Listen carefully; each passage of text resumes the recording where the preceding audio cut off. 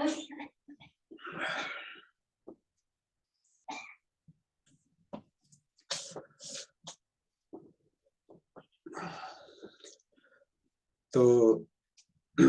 जय भीम, नमो बुद्धाय।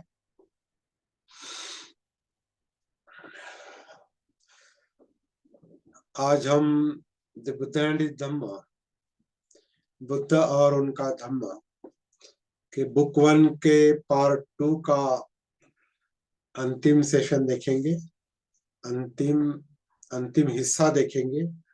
और उसमें परिव्राजकों की धम्म दीक्षा, परिव्राजकों की धम्म दीक्षा, इस विषय पर हमारी कुछ दिनों से चर्चा चल रही है, क्योंकि यही इस पहले खंड, पहले कांड का मतलब first book of the Buddha and his Dhamma, पहले कांड के दूसरे भाग का यही मुख्य विषय है, परिव्राजकों की दीक्षा। और इसमें हमने बाबा साहब ने जो डिटेल में लिखा है उस पर हमने ज्यादा से ज्यादा चर्चा नहीं की, लेकिन कुछ समय उसके लिए दिया है। और बहुत कुछ चर्चा करने का विषय है, और बहुत कुछ चर्चा करने के विषय मुद्दे हैं, उन सब पर हम अभी एक साथ बात नहीं कर सकते। इसके आगे ये जो चिंतन का काम है, पठन का काम है, वो चलता रहेगा। इस पर चर्चाएं चलती रहेगी, लाइव सेमिनार भी इस पर हो सकते हैं। हमारा उद्देश्य जो है वो फिलहाल इतना ही है कि बाबा साहब ने इंट्रोडक्शन, जो बुद्ध एंड हिज धम्मा की जो इंट्रोडक्शन लिखी है 5 दिसंबर 1956 को, और उसमें जो मुद्दे उठाए हैं उस मुद्दों के प्रकाश में हम इस ग्रंथ का अवलोकन कर रहे हैं, इस ग्रंथ को देख रहे हैं। और मुख्य मुद्दा ये है, जो बाबा साहब का कहना है उस इंट्रोडक्शन में, प्रस्तावना में, कि बुद्ध का जो चरित्र है और शिक्षा जो है,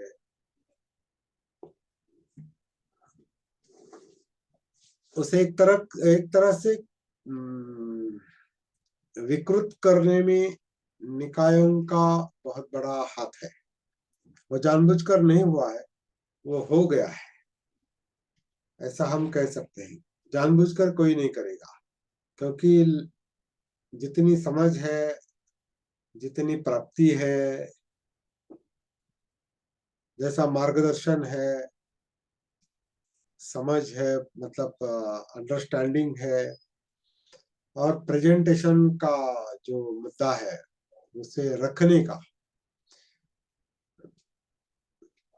लोगों ने खासकर भिक्षुओं ने विषय रखने की कोशिश की है, लेकिन वो ठीक तरह से रखे हैं क्या? वो विषय पढ़कर और सुनकर, वो विषय सुनकर पढ़कर लोग, खासकर अबौद्ध लोग, बुद्ध धम्म की ओर आकर्षित होते हैं क्या? ये प्रश्न बाबा साहब ने उठाया है। और जो लोग बौद्ध नहीं है वो तो बुद्ध के जीवन पर बोल नहीं सकते, लिख नहीं सकते, ऐसा उनका एक निरीक्षण है। वो भी चर्चा का एक विषय है। तो उस प्रस्तावना के परिप्रेक्ष्य में, उस प्रस्तावना के प्रकाश में हम पूरे ग्रंथ का अवलोकन कर रहे हैं। और अब तक हमने जो देखा है वो सिद्धार्थ गौतम का एक सर्वसाधारण चरित्र। पहली बात तो यह है कि हम अनुवाद पर भी थोड़ा हिंदी अनुवाद से हम सहमत नहीं है, ये भी बात बार बार हमने कही है, क्योंकि द बुद्ध एंड हिज धम्मा ऐसा टाइटल बाबा साहब ने दिया है उसका अनुवाद भगवान बुद्ध और उनका धर्म किया है। वहां धम्म लिखा है, यहाँ धर्म किया है। दि बुद्ध यानी सिद्धार्थ बुद्ध कहा है। सिद्धार्थ बुद्ध के बारे में बाबा साहब बात कर रहे हैं। उसको अलग ढंग से रखने की बनते आनंद कौशल्यान जी ने जो कोशिश की है, उसके बारे में भी हम थोड़े असहमत हैं। उन्होंने ऑनेस्टली वो प्रयास किए हैं, वो अलग बात है, लेकिन केवल ऑनेस्टी इम्पोर्टेंट नहीं है। हमारे काम का आगे क्या परिणाम होगा, ये समझना बहुत आवश्यक था, आवश्यक है। तो ये भी काम हम कर रहे हैं। अभी परिव्राजकों को जो दीक्षा दी है, अभी वो मैटर, वो चैप्टर हम अभी देखेंगे। परिव्राजकों की दीक्षा अभी होने को है, वहां तक अभी ये मामला आया है। लेकिन उसके पहले बुद्ध ने उनको अपना धम्म समझाने की कोशिश की है। फिर वो कोशिश प्रतिकूल अवस्था में की है। प्रतिकूल अवस्था में इसलिए क्योंकि ये जो 5 परिव्राजक है, 5 परिव्राजक बुद्ध का स्वागत भी करना नहीं चाहते थे। सुनने की बात अलग है, स्वागत भी नहीं करना चाहते थे। लेकिन पता नहीं, उनका प्रभाव देखकर, उनका बात करने का ढंग देखकर स्वागत ना करने का उनका जो विचार था, वो उनको छोड़ना पड़ा। उन्होंने उनका स्वागत किया और फिर चर्चा शुरू हो गई। स्वागत किया, लेकिन उनके मन में जो एक सिद्धार्थ गौतम के प्रति नकारात्मकता थी, क्योंकि सिद्धार्थ गौतम ने खाना खाया। खाना खाया मतलब तपश्चर्या छोड़ दी, आत्मक्लेश की तपश्चर्या छोड़ दी। उसके पहले ध्यान साधना भी छोड़ दी थी, आलार काला बुद्ध कराम पुत्र को लेकर उनसे जो सीखा था वो भी उन्होंने छोड़ दिया था। और बाद में आत्मक्लेश की तपश्चर्या छोड़ दी थी, मृत्यु समीप आया था। फिर सुजाता का अन्न, इस तरह का जो वो एक तरह से और डेवलपमेंट कहेंगे, क्योंकि हमारी पुरानी गलतियां ही हमें ज्यादा आगे का रास्ता दिखाती है। ये समझ लेना बहुत जरूरी है। इस अर्थ से गलतियां, गलतियों से सीखने की बात है। गलतियों से बोध लेने की बात है, वो बोध बुद्ध लेते हैं, इसलिए बुद्ध बनते हैं। और बोध क्या लिया है कि वो एक अंत था, जब वो राजपुत्र थे, जीवन जीने का वो एक अंत था कि खाओ पियो मौज करो। और बहुत सारे लोग इस तरह से जीते हैं। और वो एक राजपुत्र थे, तो उनके लिए तो वो जीना बहुत ही ऊंचे दर्जे का था। अलग अलग महल और अलग अलग सुविधाएं, सेवाएं, सभी तरह की शिक्षाएं, विद्याएं से और बहुत कुछ, सब कुछ जो एक राजपुत्र को मिलता है। वहां भी वो देखते हैं कि संतुष्टि नहीं, मन स्थिर नहीं, शांत नहीं। फिर संघर्ष है, जानलेवा संघर्ष है, एक दूसरे को खत्म करने वाले संघर्ष है,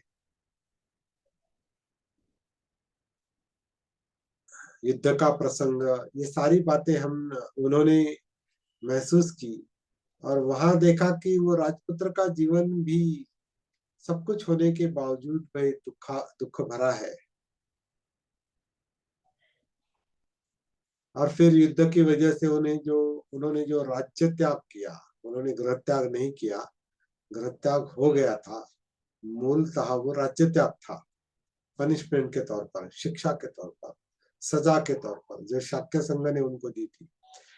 तो वो शाक्य संघ ने जो उनको सजा दी, उस सजा के कारण उनको राज्य त्याग करना पड़ा, और राज्य त्याग हुआ और परिवार को तकलीफ ना हो इसलिए गृह त्याग हुआ। अब गृह त्याग हो ही गया है तो अब आगे क्या काम होगा? तो फिर जीवन की जो मूलभूत समस्या है उस समस्या पर वो काम करते हैं। और ये पहला जो अंत है, काम सुखल्लिका नहीं हो, मतलब खाओ पियो मौज करो ऐश करो, ज्यादा सोचो मत दुख के बारे में, समस्याओं के बारे में। ये अंत छोड़कर वो दूसरे अंत को जाते हैं और क्या कहेंगे, वो मन को मतलब शांति के लिए प्रयास करते हैं, मन को शांत करने का प्रयास करते हैं या मुक्त करने का प्रयास करते हैं, तनाव से मुक्त करने का प्रयास करते हैं और दूसरे अंत को जाते हैं जो ध्यान साधना का एकाग्रता का अंक है, टेम्पररी एकाग्रता, टेम्पररी समाधि।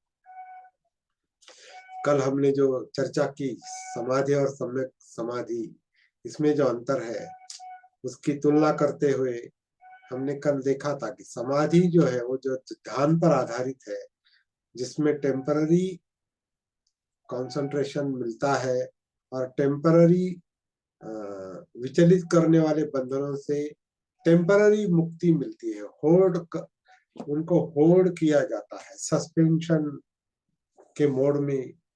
वो काम छंद व्यापार थिन मिद्ध उद्धच कुकुच्च और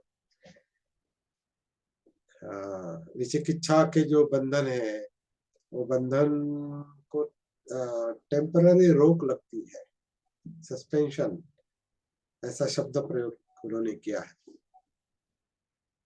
तो वो ध्यान और आत्मक्लेश खैर वो तो दुख को ही दुख देने की बात है, जीवन को दुख देने की, क्लेश देने की बात है। वहां तो दुख ही दुख है, वहां तो कोई रोकना और वो भी नहीं। ध्यान में एक तरह से रोकना भी होता है, लेकिन आत्मक्लेश में तो वो सब भूल जाओ और जिसके कारण दुख है उन इंद्रियों को, शरीर को ही और ज्यादा तकलीफ दो और दुख दो, तो इससे भी कुछ हासिल नहीं हुआ। तो ये सारी बातें वो पंचवर्गीय परिव्राजकों को बताते हैं और फिर उनको वो मध्यम मार्ग का,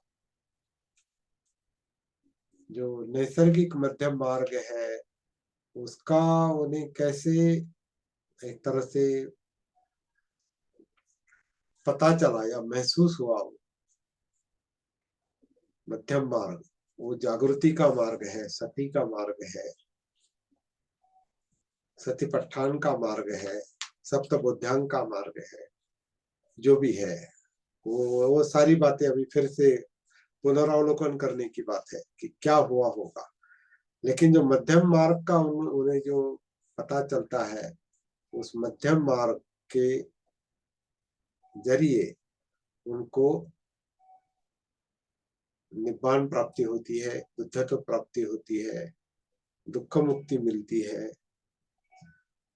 और जीवन का मकसद वो हासिल करते हैं, जो चाहिए वो मिल जाता है। और ये सारे अनुभव जब वो पंचवर्गीयों को बताते हैं तो किस तरह से बताए होंगे, इसका बाबा साहब ने ग्रंथों के आधार से कह सकते हैं, अपना अपना विवेक लगाकर वो बातें उन्होंने जो रखी है उन पर हमने डिटेल में चर्चा की है। और फिर अष्टांग मार्ग के बारे में उन्होंने पंचवर्गीयों के साथ चर्चा होने के बाद वो अष्टांग मार्ग के बारे में बताते हैं। और फिर सदाचार का मार्ग बताते हैं, शील का मार्ग बताते हैं, सदाचार का मार्ग बताते हैं। और फिर आगे जो वो प्रवचन, पहली धम्म देशना जो आगे चलती है कंटिन्यूएशन में, उसके जब एक 5-6 हिस्से किए हैं उन्होंने, 6 हिस्सों में वो बताया है। और अभी आज हम आखिरी हिस्सा उसका देखेंगे, द बुद्धाज फर्स्ट सरमन, पहली देशना, पहला प्रवचन, जिसका अनुवाद धम्मचक्र प्रवर्तन किया है, टाइटल बदल दिया है। ठीक है, जो है गलत नहीं है, लेकिन अनुवाद नहीं है वो, बुद्ध का पहला प्रवचन। तो उसका आखिरी जो हिस्सा है उस पर आज हम प्रकाश डालेंगे। और परिव्राजकों की जो दीक्षा होती है वो चैप्टर, वो मुद्दा आज यहाँ पर हम खत्म कर देंगे। तो अपने धर्म का उपदेश देकर और उसकी सम्यक व्याख्या करके बुद्ध ने परिव्राजकों से प्रश्न किया। और हमारे लिए पहला प्रश्न तो ये है कि अनुवाद थोड़ा गलत है। बाबा साहब ने जो कहा है कि having explained his धम्म, सरल सरल धम्म शब्द इस्तेमाल किया है। बंते जी ने उसका अनुवाद धर्म किया है, आवश्यक नहीं था। वो धम्म को धम्म रखते तो भी कोई और अच्छा होता। Having explained his Dhamma and what it involved, the Buddha then asked the परिव्राजका, धम्म के बारे में बताने के बाद, धम्म का विश्लेषण करने के बाद, वो परिव्राजकों से सवाल करते हैं, प्रश्न पूछते हैं। इस तरह से वो मुद्दा आगे चलता है। तो अपने हम उसको ठीक तरह से पढ़ेंगे, करेक्शन करके पढ़ेंगे।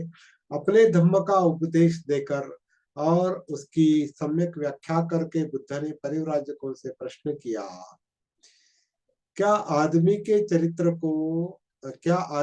चरित्र की पवित्रता ही संसार की भलाई का आधार नहीं है? उनका उत्तर था परिव्राजकों का, हाँ ऐसा ही है। और फिर बुद्ध ने पूछा, क्या ईर्ष्या, राग, अज्ञान, हिंसा, चोरी, व्यभिचार और असत्य चरित्र की पवित्रता की फिर से पढ़ेंगे। फिर बुद्ध ने पूछा कि क्या ईर्ष्या, राग, अज्ञान, हिंसा, चोरी, व्यभिचार और असत्य चरित्र ही पवित्रता की जड़ नहीं खोद देते? क्या व्यक्तिगत पवित्रता के लिए ये आवश्यक नहीं है कि आदमी में इतना चारित्रिक बल हो कि वह इस प्रकार की बुराइयों के वश में न आ सके? यदि किसी आदमी में व्यक्तिगत पवित्रता ही नहीं तो वह जन कल्याण कैसे कर सकता है? उनका उत्तर था, हाँ ऐसा ही है। तो करीब करीब हर बात से पंचवर्गीय भिक्षु अभी सहमत होने लगे हैं,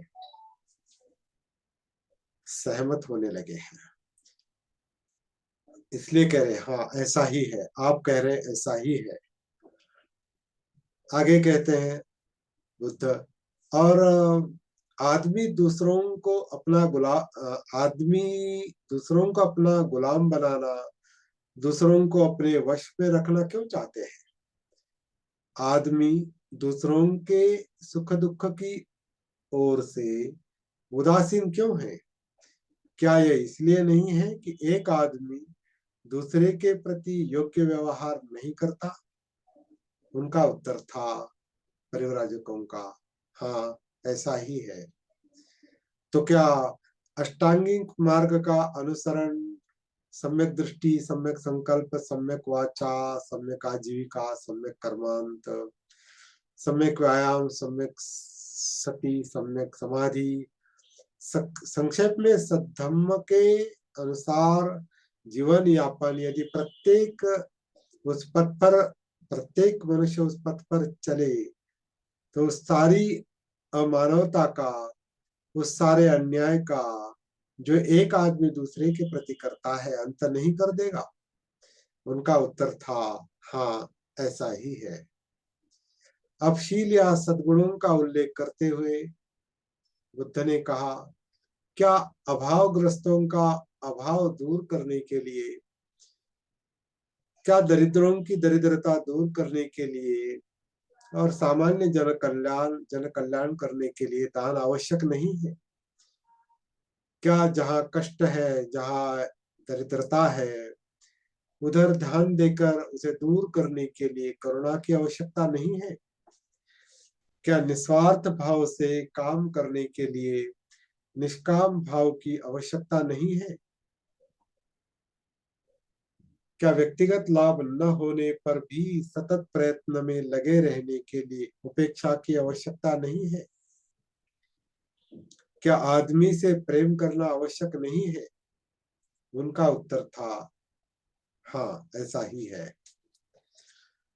मैं एक कदम और आगे बढ़कर कहता हूँ, बुद्ध कहते हैं, प्रेम करना पर्याप्त नहीं है। जिस चीज की आवश्यकता है वह मैत्री है, मित्रता है। प्रेम की अपेक्षा इसका क्षेत्र व्यापक है। इसका मतलब है न केवल आदमियों के प्रति मैत्री बल्कि प्राणी मात्र के प्रति मैत्री। यह आदमियों में ही सीमित नहीं है। क्या ऐसी मैत्री अपेक्षित नहीं है? इसके अतिरिक्त दूसरी कौन सी चीज है जो सभी आदमियों को वह सुख प्रदान कर सके जो सुख आदमी अपने लिए चाहता है? आदमी का चित्त पक्षपात रहित रहे, सभी के लिए खुला, सभी के लिए प्रेम और घृणा किसी किसी से भी नहीं है। उन सब ने कहा हाँ, ऐसा ही है। लेकिन इन सद्गुणों के आचरण के साथ प्रज्ञा जुड़ी रहनी चाहिए, बुद्ध ने कहा। ऐसा बाबा साहब कहते हैं। लेकिन इन सद्गुणों के आचरण के साथ प्रज्ञा जुड़ी रहनी चाहिए, मतलब निर्मल बुद्धि बुद्धि। क्या प्रज्ञा आवश्यक नहीं है? परिव्राजक मौन रहे। उन्हें अपने प्रश्न का उत्तर देने के लिए मजबूर करने की दृष्टि से तथागत ने अपना कथन जारी रखा। उन्होंने कहा, भला आदमी हम उसी को कहेंगे जो कोई बुरा काम न करे, बुरी बात न सोचे, बुरे तरीके से अपनी जीविका न कमाए और मुंह से कोई ऐसी बात भी न निकाले जिससे किसी की हानि हो अथवा किसी को कष्ट पहुंचे। परिव्राजक बोले, हाँ, ऐसा ही। लेकिन क्या यह सत्कर्म भी एक अंधे की भांति किए जाने चाहिए? मैं कहता हूं नहीं। बुद्ध कहते हैं कि अंधे की भांति सत्कर्म नहीं करने चाहिए। ये पर्याप्त नहीं है। यदि ये पर्याप्त होता तो हम एक छोटे बच्चे के बारे में कह सकते हैं कि वो हमेशा भला ही भला करता है, क्योंकि अभी एक छोटा बच्चा ये भी नहीं जानता कि शरीर क्या होता है। वो लात चलाते रहने के अतिरिक्त और शरीर से कर ही क्या सकता है। वो ये भी नहीं जानता कि वाणी क्या है। वह चिल्लाने के अतिरिक्त और उससे कोई बुरी बात कर ही क्या सकता है। वो ये भी नहीं जानता कि विचार क्या होता है। वो ज्यादा से ज्यादा प्रसन्नता के मारे किलकारी भर मार सकता है। वो ये नहीं जानता कि जीविकार्जन क्या होता है। वह किसी बुरे तरीके से अपनी जीविका क्या कमा सकता है। वह अपनी माँ की छाती से दूध पीने के अतिरिक्त और कुछ जानता ही नहीं। इसका मतलब यह है कि बच्चा सत्कर्म कर रहा है, ऐसा सवाल उन्होंने खड़ा किया है। इसलिए सद्गुणों का अनुसरण प्रज्ञापूर्वक होना चाहिए, अर्थात निर्मल बुद्धि के साथ। एक और कारण भी है जिसकी वजह से प्रज्ञा पारमिता इतनी अधिक महत्वपूर्ण और इतनी अधिक आवश्यक है। बहुत इंपॉर्टेंट बात कही है प्रज्ञा पारमिता की। एक और कारण भी है जिसकी वजह से प्रज्ञा पारमिता इतनी अधिक महत्वपूर्ण और इतनी अधिक आवश्यक है। दान तो होना ही चाहिए, किंतु बिना प्रज्ञा के दान का भी दुष्परिणाम हो सकता है। जिस दान में प्रज्ञा नहीं है, समझ नहीं है, निर्मल बुद्धि नहीं है, जागृति नहीं है, उसका दुष्परिणाम हो सकता है। करुणा तो होनी चाहिए, किंतु बिना प्रज्ञा के करुणा भी बुराई का समर्थक बन जाती है। सभी दूसरी पारमिताएं प्रज्ञा पारमिता की कसौटी पर खरी उतरनी चाहिए। निर्मल बुद्धि का ही दूसरा नाम प्रज्ञा पारमिता है। मेरी स्थापना है कि आदमी को अकुशल कर्म का ज्ञान होना चाहिए। अकुशल कर्म की उत्पत्ति किस प्रकार होती है, इसी तरह से उसे कुशल कर्म का भी ज्ञान होना चाहिए। कुशल कर्म की उत्पत्ति कैसे होती है, इसी प्रकार आदमी को कुशल कर्म और अकुशल कर्म का भेद भी स्पष्ट ज्ञात होना चाहिए। इस प्रकार का ज्ञान, इस प्रकार के ज्ञान के बिना चाहे कर्म विशेष अपने में कुशल कर्म ही क्यों न हो, चाहे शुभ कर्म अपने में शुभ कर्म ही क्यों न हो, तब भी यथार्थ कुशल भाव या यथार्थ शुभ भाव नहीं है। इसलिए मैं कहता हूं कि प्रज्ञा एक आवश्यक सद्गुण है। ये जो स्पष्टीकरण है, ये मध्यम निकाय के सम्मादिट्ठी सूत्र से लिया है। ये फुटनोट में बनते आनंद कौशल्यायन जी ने दिया है, लिखा है। तब बुद्ध ने परिव्राजकों को इस प्रकार की प्रेरणा देते हुए अपना प्रवचन समाप्त किया। हो सकता है कि तुम मेरे धर्म को निराशावादी धर्म समझ बैठो, क्योंकि मैं आदमियों का ध्यान मानव जाति के दुख की ओर आकर्षित करता हूँ। मेरे धम्म के बारे में ऐसी धारणा बनाना गलती होगी।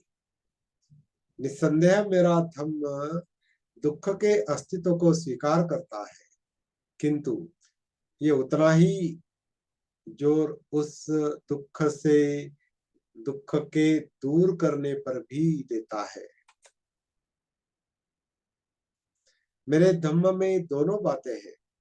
इसमें मानव जीवन का उद्देश्य भी निहित है और यह अपने में आशा का संदेश भी है।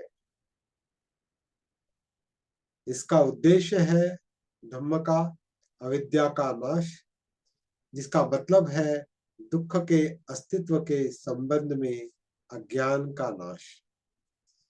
ये आशा का संदेश भी है, क्योंकि यह दुख के नाश का मार्ग बताता है।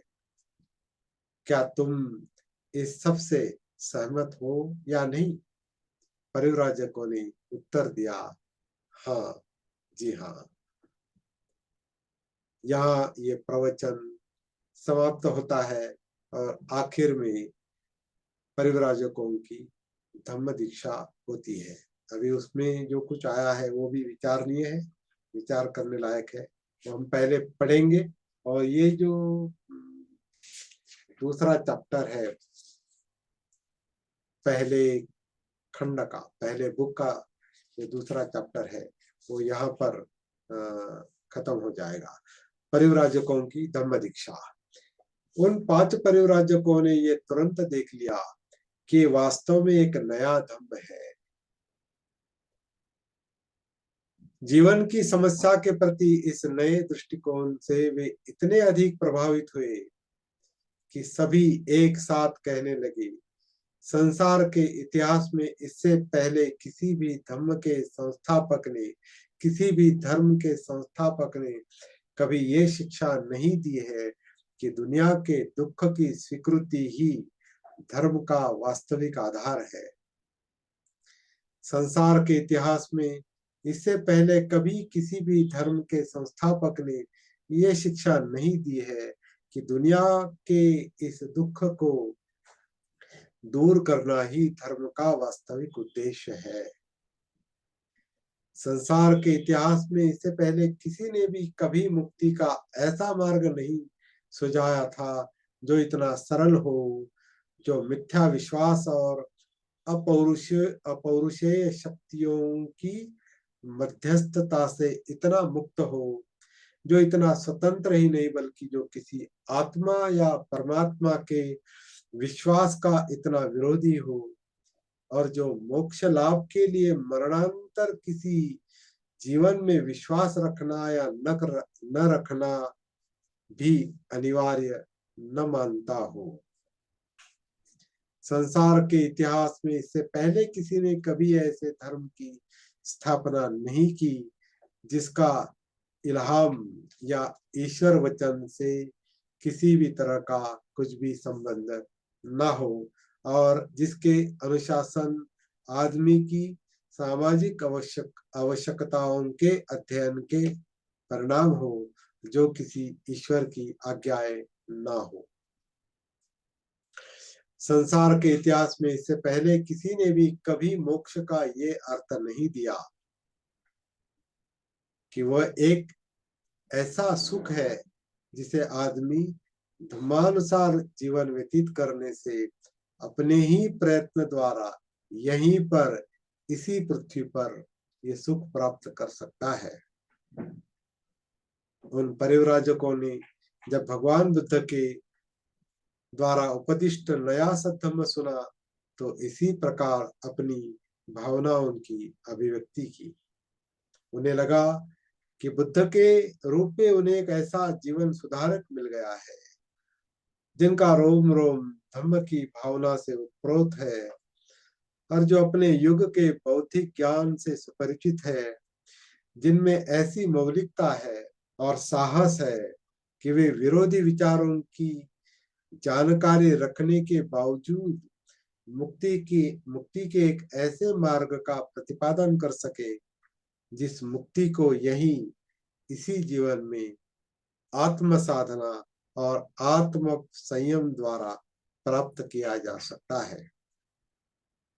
बुद्ध के लिए उनके मन में ऐसी असीम श्रद्धा उत्पन्न हुई कि उन्होंने उनके प्रति तुरंत आत्मसमर्पण कर दिया और अनुरोध किया कि बुद्ध उन्हें अपना शिष्य बना ले।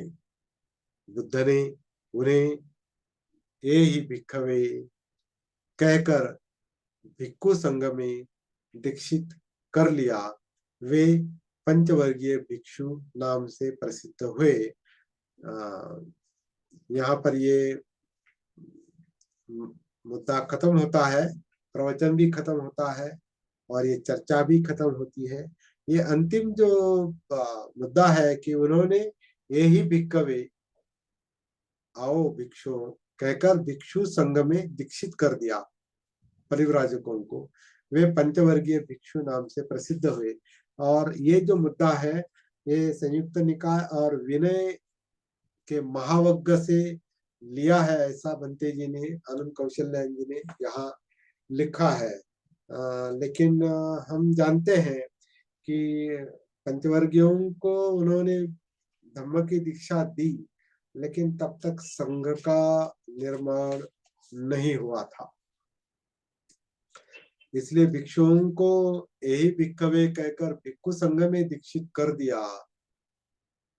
ये विनय पिटक का महावग्ग का जो मुद्दा है और संयुक्त निकाय नंबर 55 का, तो इस पर थोड़ा विचार करना पड़ेगा। लेकिन अभी बाबा साहब ने ये छूट दी है, ये बताया है कि पिटक में, निकाय में, त्रिपिटक में जो बताया है उसके आधार से बुद्ध का चरित्र और बुद्ध की शिक्षाएं जो बताई जाती है वो सही है या गलत है, इसका पुनरावलोकन करना, पुनर्परीक्षण करना, उस पर चिंतन करना बहुत आवश्यक है। और वही काम हम कर रहे हैं। इसका मतलब ये नहीं हम किसी बात को नकार रहे हैं, नकार भी नहीं रहे और अंधे बनकर स्वीकार भी नहीं कर रहे। जो बाबा साहब चाहते थे, बाबा साहब के आदेश के मुताबिक जो प्रस्तावना में दिया है, उस आदेश के मुताबिक हम द बुद्ध एंड धम्म का मतलब बुद्ध और उनका धम्म, इस ग्रंथ का हम पठन कर रहे हैं, वाचन कर रहे हैं, चिंतन कर रहे हैं, चर्चा कर रहे हैं। तो आज के लिए इतना काफी है। और बहुत बड़ा, हमने 106 पन्ने करीब पूरे किए हैं। और महत्वपूर्ण मुद्दा हमने आज समाप्त कर दिया है। कल हम अभी ये धम्म दीक्षा पर ही ये द्वितीय कांड, ये दूसरा बुक 2 जो है, बुक 2 चल रहा है, बुक 1 नहीं, बुक 2 का जो टाइटल है, मुख्य टाइटल है, वो धम्म दीक्षाओं का आंदोलन ही है। तो अभी इसके बाद जो जो आएगा चैप्टर, वो धम्म दीक्षा का होगा। तो अलग अलग लोगों को उन्होंने जो धम्म दीक्षाएं दी है, धम्म समझाया है, वो जिस तरह से समझाया है, उसी के आधार से हमें बुद्ध की शिक्षा का, तत्व का, प्रैक्टिस का, साधना का परिचय होता है। और वो हमारे लिए परीक्षण का मुद्दा है। कल हम देखेंगे कुलीन तथा धार्मिक लोगों की धर्म दीक्षा, उसका अंग्रेजी टाइटल क्या है वगैरह, ये सब हम कल देखेंगे। यहाँ पर हम रुकते हैं। सबको जय भीम, नमो बुद्धाय। आज मिलिंद कांबळे, रेडियो दोस्त मिलिंद कांबळे उपस्थित है, और सुदाम आदर्श जी बौद्ध है, रघुनाथ गायकवाड़ जी है, और अनिल गायकवाड़ जी है, और कुछ लोग हैं यहाँ पर। सबका मैं यहाँ पर सबको धन्यवाद देता हूँ। कल फिर मिलेंगे इसी समय 7:30 बजे। जय भीम, नमो बुद्धाय।